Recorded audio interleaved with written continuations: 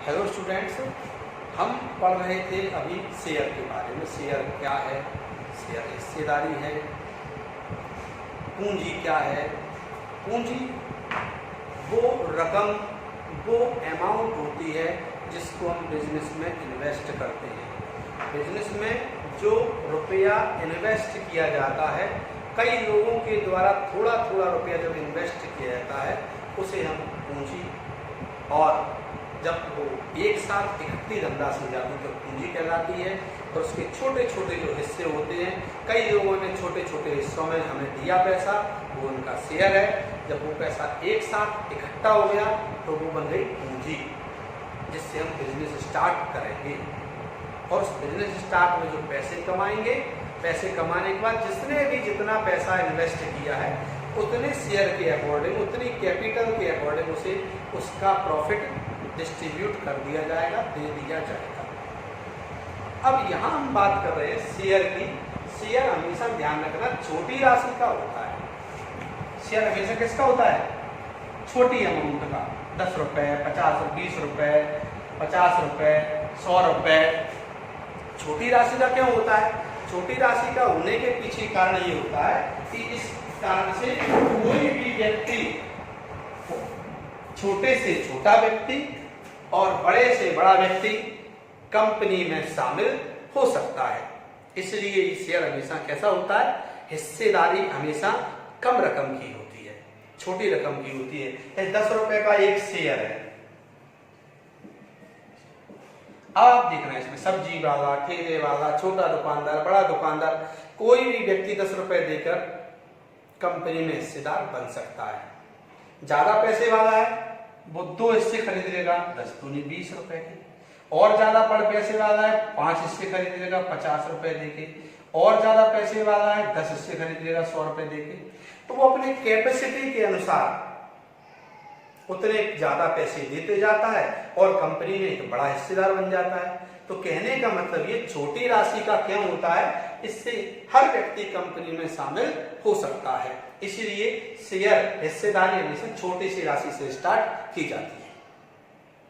अब मुख्य बात आई कि कंपनी में हम शामिल होते कैसे हैं। सर, कंपनी तो मुंबई में है, कंपनी तो दिल्ली में है और 10 रुपए देने हैं हमें, तो हम 10 रुपए कैसे शामिल होंगे कंपनी में? तो कंपनी का जो टाई अप होता है वो बैंकों के माध्यम से होता है। कंपनी के ट्रांजैक्शन किसके माध्यम से होते हैं? बैंकों के माध्यम से। कंपनी हर बैंक में अपने फॉर्म दे देती है कि कोई भी व्यक्ति अगर हमारे यहाँ इन्वेस्ट करना चाहता है तो आपके बैंक के माध्यम से वो कर सकता है। उसे बंबई, दिल्ली, कलकत्ता आने की जरूरत नहीं है, क्योंकि 10 रुपए लेके बंबई, दिल्ली, कलकत्ता जाएगा तो इससे 10 गुना ज्यादा तो किराया लग जाएगा उसका। तो इसके लिए क्या करना पड़ेगा? उसे बैंक के माध्यम से फॉर्म फिल करना पड़ेगा, ऑनलाइन के माध्यम से फॉर्म फिल करना पड़ेगा, अमाउंट देनी पड़ेगी, और इस अमाउंट देने के बाद वो कंपनी का इन्वेस्टर, शेयर होल्डर, अंशधारी बन जाता है। इस प्रकार से हम कंपनी के सदस्य बन जाते हैं। अब कंपनी का प्रॉफिट होता है, कंपनी बिजनेस स्टार्ट करती है, प्रॉफिट कमाती है, तो जिसका जितना हिस्सा होता है उसी के अनुसार उसे प्रॉफिट दे दिया जाता है। अब कंपनी में शामिल होने के बाद कंपनी में कुछ जर्नल एंट्रियां होती हैं। उन जर्नल एंट्री के माध्यम से हम क्वेश्चन सॉल्व कैसे करेंगे?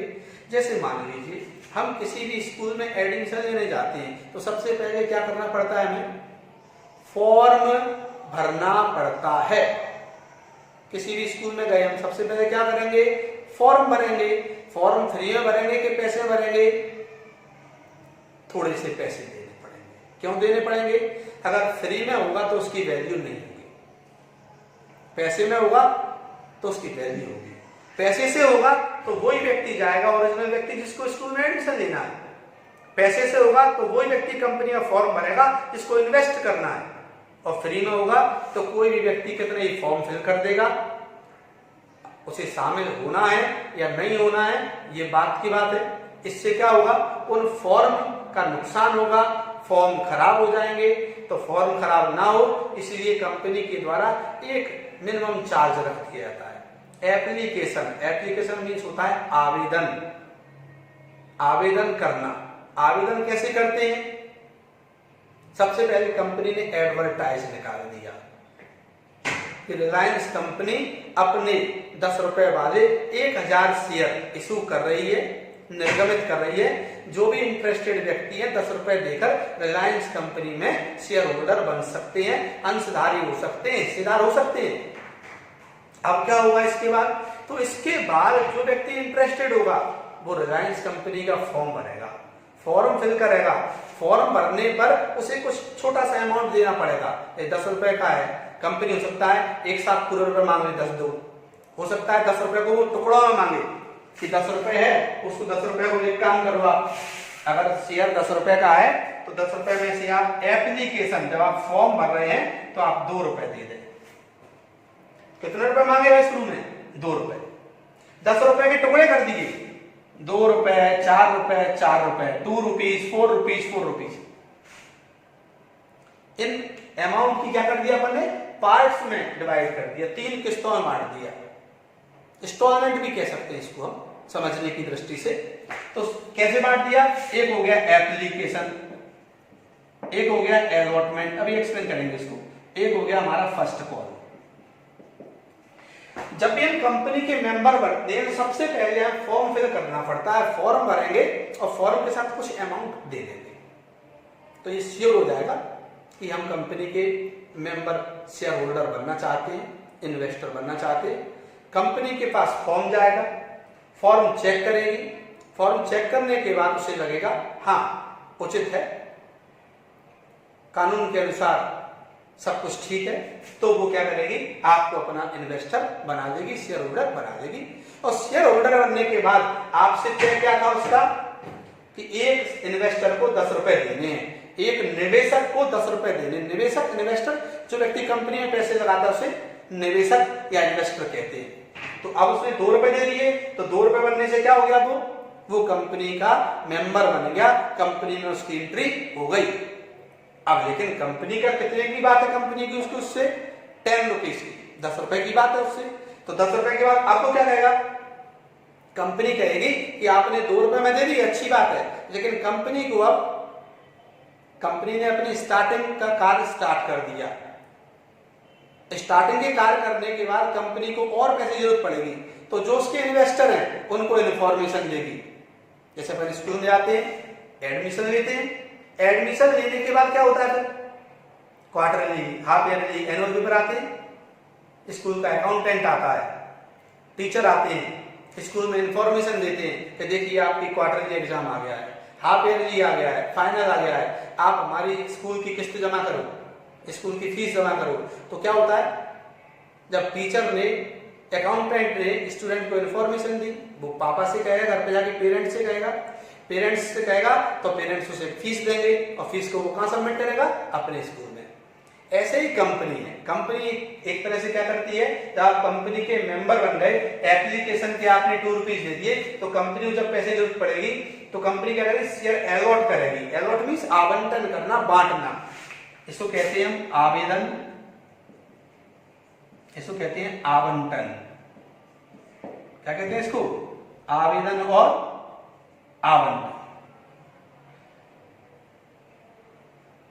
अब कंपनी आवंटन कर रही, शेयर बांटेगी, उन मेंबर को शेयर आवंटन करेगी जिन मेंबर ने एप्लीकेशन फॉर्म भरे हुए हैं। तो सबसे पहले इन्फॉर्मेशन देगी कि आपने कंपनी का फॉर्म भरा है, आप कंपनी के शेयर होल्डर हैं, कंपनी के परिवार के सदस्य हैं, इस नाते आपको 4 रुपए अलॉटमेंट के देने हैं।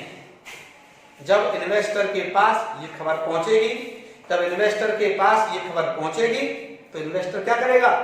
इन्फॉर्मेशन सुनने के बाद 4 रुपए, 4 रुपीज की जो इंस्टॉलमेंट है वो किसको देगा? कंपनी को देगा।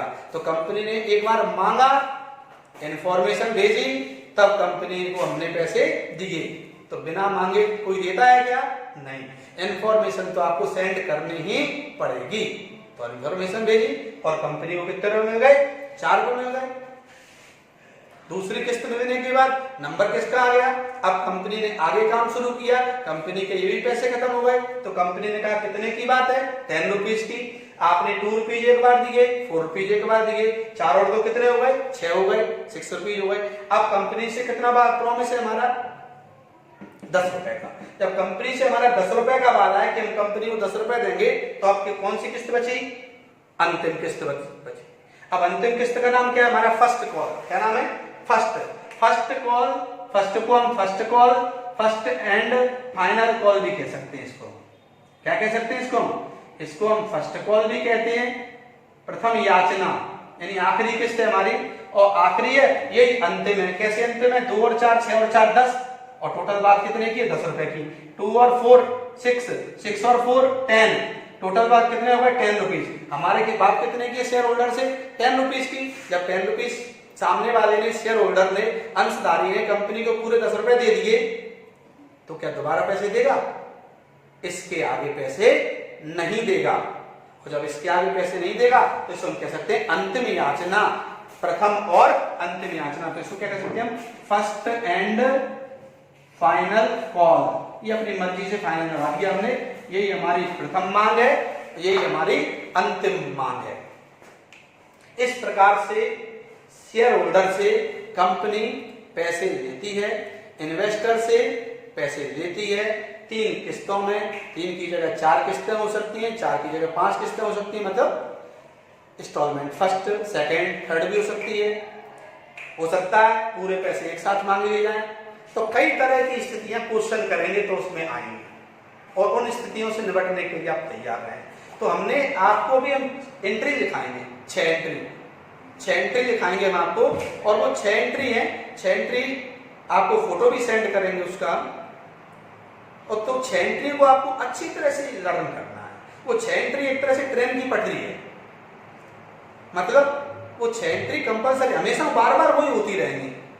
ट्रेन की पटरी होती है, पटरी डली हुई है, ट्रेन है, बदल के आएगी। कभी मालगाड़ी आएगी, गुड्स ट्रेन आएगी, कभी शताब्दी एक्सप्रेस आएगी, कभी चंबल एक्सप्रेस आएगी, कभी अन्य गाड़ियां आएंगी, कई ट्रेनें उस पर होकर गुजरेंगी। तो जिस प्रकार से ट्रेन की पटरी होती है, उसी प्रकार से जो एंट्री है जो हम आपको नोट कराएंगे, वो एंट्री ट्रेन की पटरी के समान है। बार बार क्वेश्चन बदलेगा, अमाउंट चेंज होगा, परंतु एंट्री चेंज नहीं होंगी। एंट्री चेंज होंगी तो क्वेश्चन के अकॉर्डिंग चेंज होंगी, जिसके बारे में मैं आपको डिटेल में बताएंगे। सबसे पहले आपको क्या करना है, वो 6 एंट्रियों को अच्छे ढंग से याद करना है और फॉर्मेट बना के तैयार करना है। बिल्कुल इजी चैप्टर है, बहुत इजी है, पेपर में एग्जाम की दृष्टि से भी बहुत महत्वपूर्ण है। एग्जाम में भी अच्छे मार्क्स का आता है, लगभग ये 7 चैप्टर लगभग 15 मार्क्स का। तो ये ध्यान रखना आप लोग कि इस टॉपिक को बहुत अच्छी तरह से पढ़ना बेटे, और एंट्रियों को अच्छे से याद करना। अब इन एंट्रियों के बारे में आपको बताएंगे नेक्स्ट वीडियो में। ओके, तब तक के लिए बेस्ट ऑफ लक। इस वीडियो को बार बार देखें, समझें, यूट्यूब पे जाएं, चैनल को लाइक करें, सब्सक्राइब करें। Best of luck students.